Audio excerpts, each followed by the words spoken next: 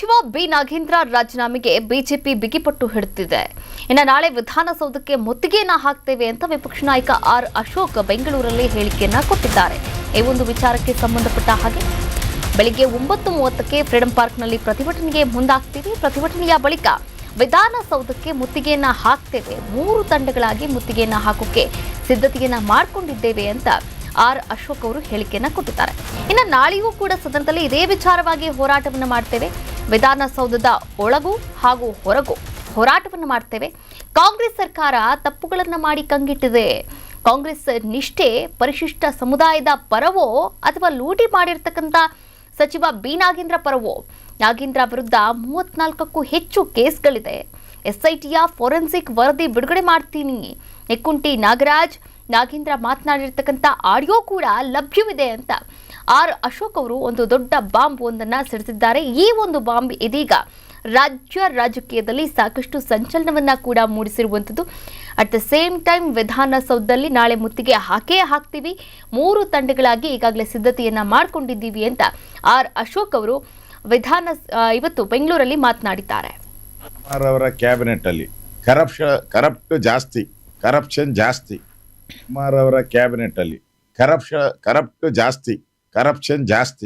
ನಾಗೇಂದ್ರನಿಗೆ investigation ಮಾಡಕ್ಕೆ ಈ cabinet ಅನುಮತಿಯನ್ನ ಕೊಡಲ್ಲ. ಪ್ರಾಸಿಕ್ಯೂಷನ್ಗೆ ಕೊಡಲ್ಲ.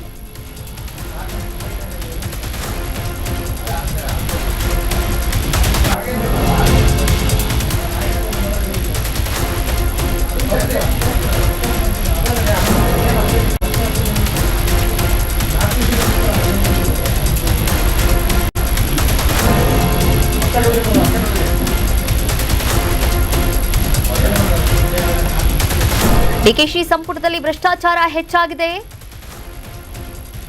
ನಾಗೇಂದ್ರ ವಿರುದ್ಧ ಪ್ರಾಸಿಕ್ಯೂಷನ್ಗೆ ಅನುಮತಿಯನ್ನ ಕೊಡಲ್ಲ. ಸಿಬಿಐ ಪ್ರಾಸಿಕ್ಯೂಷನ್ಗೆ ಅನುಮತಿಯನ್ನ ಕೇಳಿದೆ, ಕೊಟ್ಟಿಲ್ಲ. ರೇಣುಕಾಚಾರ್ಯ ರೆಡ್ಡಿ ವಿರುದ್ಧ ಪ್ರಾಸಿಕ್ಯೂಷನ್ಗೆ ಅನುಮತಿಯನ್ನ ಕೊಡಬೇಕು. ರೇಣುಕಾಚಾರ್ಯ ರೆಡ್ಡಿ ವಿರುದ್ಧ ಪ್ರಾಸಿಕ್ಯೂಷನ್ಗೆ ಅನುಮತಿಯನ್ನ ನೀಡಬೇಕು. ಲೋಕಾಯುಕ್ತ ಅನುಮತಿಯನ್ನ ಕೇಳಿದ್ರೆ ಅದಕ್ಕೆ ಕೊಟ್ಟಿದ್ದಾರೆ. ಕಾಂಗ್ರೆಸ್ ಸರ್ಕಾರದ ವಿರುದ್ಧ ಅಶೋಕ್ ಕೆಂಡಾಮಂಡಲರಾಗಿದ್ದಾರೆ. ಡಿಕೆ ಶಿವಕುಮಾರ್ ಅವರ ಸಚಿವ ಸಂಪುಟದಲ್ಲಿ ಭ್ರಷ್ಟಾಚಾರ ಹೆಚ್ಚಾಗ್ತಾ ಇದೆ. ನಾಗೇಂದ್ರ ವಿರುದ್ಧ ಪ್ರಾಸಿಕ್ಯೂಷನ್ಗೆ ಅನುಮತಿಯನ್ನ ಕೊಡಲ್ಲ. ಹಾಗೆ ಸಿಬಿಐ ಪ್ರಾಸಿಕ್ಯೂಷನ್ಗೆ ಅನುಮತಿಯನ್ನ ಕೇಳಿದೆ, ಆದರೂ ಕೂಡ ಕೊಟ್ಟಿಲ್ಲ. ರೇಣುಕಾಚಾರ್ಯ ರೆಡ್ಡಿಯ ವಿರುದ್ಧ ಪ್ರಾಸಿಕ್ಯೂಷನ್ಗೆ ಅನುಮತಿಯನ್ನ ಕೊಟ್ಟಿದ್ದಾರೆ. ಲೋಕಾಯುಕ್ತ ಅನುಮತಿಯನ್ನ ಕೇಳಿದ್ರೆ ಅದಕ್ಕೆ ಕೊಟ್ಟಿದ್ದಾರೆ. ಕಾಂಗ್ರೆಸ್ ಸರ್ಕಾರದ ವಿರುದ್ಧ ಆರ್ ಅಶೋಕ್ ಕೆಂಡಾಮಂಡಲರಾಗಿರುವಂಥದ್ದು ಈ ಒಂದು ನಿರ್ಧಾರದ ಕುರಿತಂತೆ.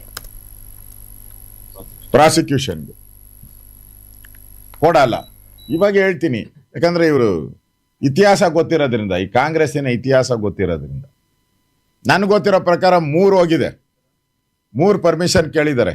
ನಿಮಗೂ ಆಶ್ಚರ್ಯ ಆಗ್ತೈತೆ. 3 ಜನಕ್ಕೆ ಕೇಳಿದ್ದಾರೆ ಪರ್ಮಿಷನ್. ಯಾರು?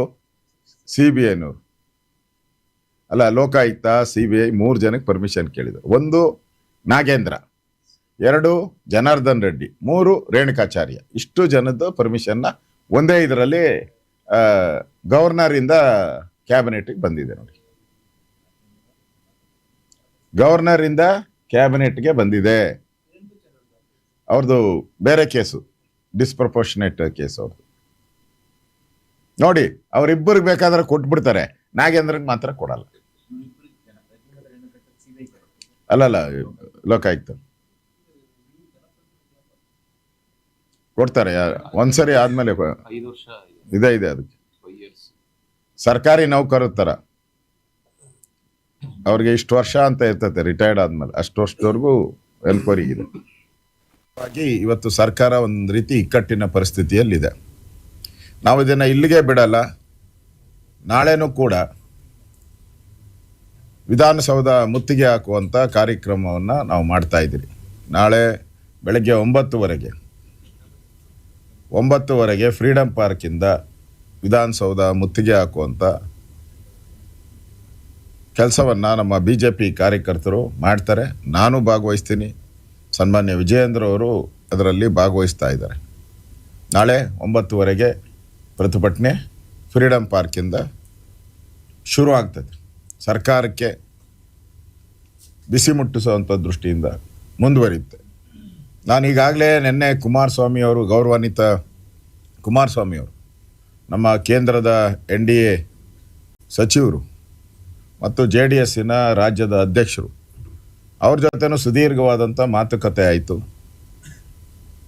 ಅವರು ಇಲ್ಲ ಬ್ರದರ್, ಇದನ್ನು ಕಂಟಿನ್ಯೂ ಮಾಡಿ, ಒಂದು ಪೀಕಿಗೆ ಹೋಗಿದೆ, ಇದು ಜನಕ್ಕೆ ರೀಚ್ ಆಗಿದೆ, ಇದನ್ನು ಕಂಟಿನ್ಯೂ ಮಾಡಿ, ನಮ್ಮ ಪಾರ್ಟಿಯವ್ರಿಗೂ ನಾನು ಹೇಳ್ತೀನಿ ಅನ್ನೋ ಮಾತನ್ನು ಹೇಳಿದ್ದಾರೆ. ಅಂದರೆ ಸೋಮವಾರನೂ ಕೂಡ ನಾವು ಪ್ರತಿಭಟನೆಯನ್ನು ಮುಂದುವರಿಸ್ತೇವೆ. ಸದನದಲ್ಲಿ ನಾಗೇಂದ್ರ ವಿಚಾರವಾಗಿ, ನಾಗೇಂದ್ರ ಅಲ್ಲಪ್ಪ, ನಾಗೇಂದ್ರಂದಲ್ಲ, ವಾಲ್ಮೀಕಿ ನಿಗಮದ 187 ಕೋಟಿ ದಲಿತರ ಹಣವನ್ನು ನುಂಗಿರ್ತಕ್ಕಂಥ ನಾಗೇಂದ್ರ ವಿಚಾರವಾಗಿ ಹೋರಾಟ. ಹೌದು, ಫೋನಲ್ಲಿ ಮಾತಾಡಿ ಒಪ್ಪಿಗೆ ಕೊಟ್ಟಿದ್ದಾರೆ ಅವರು. ಸೊ ನಾಳೆ ನಮ್ಮ ಹೋರಾಟ ವಿಧಾನಸಭೆ ಒಳಗಡೆ ಹೊರಗಡೆ ಎರಡೂ ಕೂಡ ನಡೆಯುತ್ತೆ. ನಾಳೆ ಮುತ್ತಿಗೆ ಹಾಕುವಂಥ ಕಾರ್ಯಕ್ರಮ ನಾಳೆ ಪ್ರಾರಂಭ. ಇಲ್ಲ, ನಾಳೆ ಬೆಳಗ್ಗೆ ನಮ್ಮ 2 ಜಿಲ್ಲಾಧ್ಯಕ್ಷರಿಗೆ ಸೂಚನೆ ಕೊಟ್ಟಿದ್ದೀನಿ. 3 ಜನ, ಆ 3 ಜನ ತೀರ್ಮಾನ ಮಾಡ್ತಾರೆ, ಕ್ಷಣಕ್ಕೆ ಏನು ಮಾಡಬೇಕು ಅಂತ ಅವ್ರು ತೀರ್ಮಾನ ಮಾಡ್ತಾರೆ. ಈಗ ಪ್ರಮುಖವಾಗಿ ಇವತ್ತಿನ ಸುದ್ದಿಗೋಷ್ಠಿ